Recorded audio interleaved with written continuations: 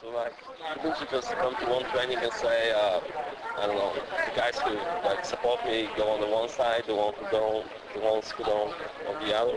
I don't. That's not my job to have guys to like try to force guys to make a decision. But you're also a coach, you know. You weren't also only a player. My whole thing was, like I told them, you guys are grown men. You know, we are adults here. You know, they had the opportunity. You know, everybody had the opportunity. We said, like, we're willing to stay, but we can't move forward working with this guy. We're not saying you guys can't be his friends. We're just saying that we don't want to be a team that he's calling himself president or he has influence on. Because he's like the owner of the damn team. He just says he is. You know, guys at first were, some guys like, I don't know, I don't feel comfortable with them. You know, nobody understood how serious we were. Like, this wasn't something we were taking lightly. And I guess, he thought it was going to blow over and, nothing was going to happen and we'd be playing still. But it was like, no, we can't deal with this. And you have to think, like, not only just me. Lance and I moved out in April, and after that, I was fine because as long as I was nowhere around him, didn't have to see him or talk to him, I was happy.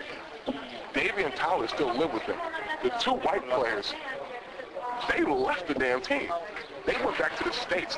They didn't even stay in Poland. They went to the States. They didn't like him more. They didn't even like him. But he would go and talk to them, those two niggers over there and stuff like that to them, thinking they won't tell us because they were white. He thought, oh yeah, we're white brothers. Let's talk shit about the black people. But that's how silly he was.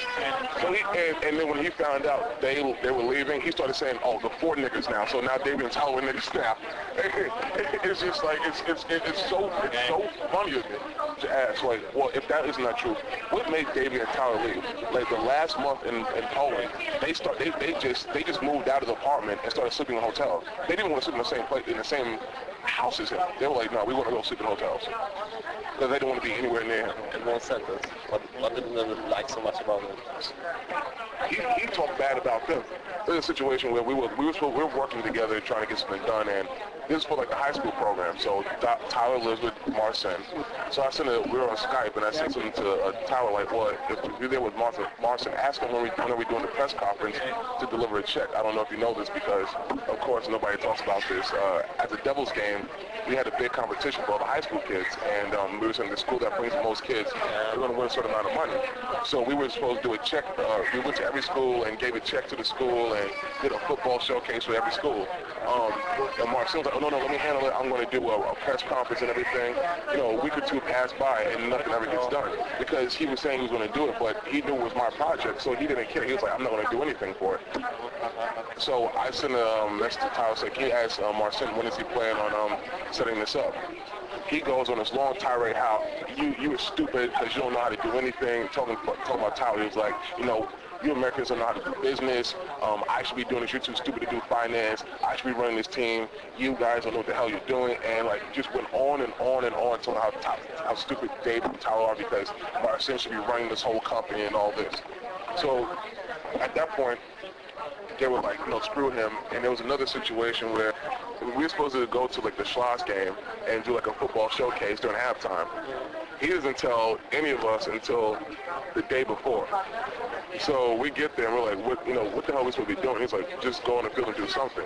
And we're like, well, that doesn't make sense. Like, we don't even have a game plan. Nobody even talked about this. There are like 15 players there, so we don't have enough guys to have a full team on the field.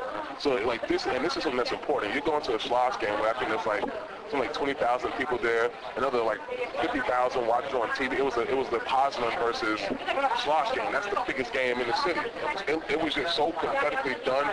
And we go in the locker room, and the first thing he starts doing is telling the guys, you guys were like, he was talking to a post player, so you guys were like shit out there. And we stood up and like, oh no, don't yell at these guys. These guys didn't do anything wrong. They weren't told what to do. They were told the night before, and this was planned poorly. And that was you were wrong in that. Again, he was like, you guys are stupid. You guys don't know what I'm talking about. I've done this before. So like things like that were really pissing him off. And then still him going there and talking about bad about us didn't help either. I mean, you could talk to them about like just the stupid things that would go on day to day with them. It was just, I felt bad for them. They probably should have moved out too. But you know, it's just a completely bad situation, and it just got so bad where they just said, screw it, I'm going, I'm not coming back, forget this, I don't want to be here. I'm actually feeling like this is just one guy who's like childish and all the situations are kind of silly, you know, and just getting rid of him would, I mean, make things better. All those guys in the team who also are his. A lot of guys, you know, I guess loyalty is a big thing, and they feel like if they say they want him gone, they feel they're being disloyal because he was one of the first guys to start, I guess, the crew or bring football to Wrocław, and they feel that they're turning their back on him. Yeah, but now he can be the guy who's like ended the football in Wrocław. I mean, the crew. Well, he is. It's not like he might do it. He did do it. He's done it. He's already done it. And but people see now, and I don't even know what you'll see what happens in September, like how everything worked. But he did it himself, and there's nobody to blame. The one good thing is that I still, like, even though I'm leaving going to Warsaw, I will still be coming back to Wrocław because I'm still doing a high school thing here. So I'm going to be coming back at least once a month, maybe twice a month, to work with the kids and checking the schools and make sure everything is running right. Even though I'm not on the team, there's a lot of players on this team that have the same vision as I do. They see that football is going to be a popular sport here. So they're working with me trying to make sure they get better players for the future.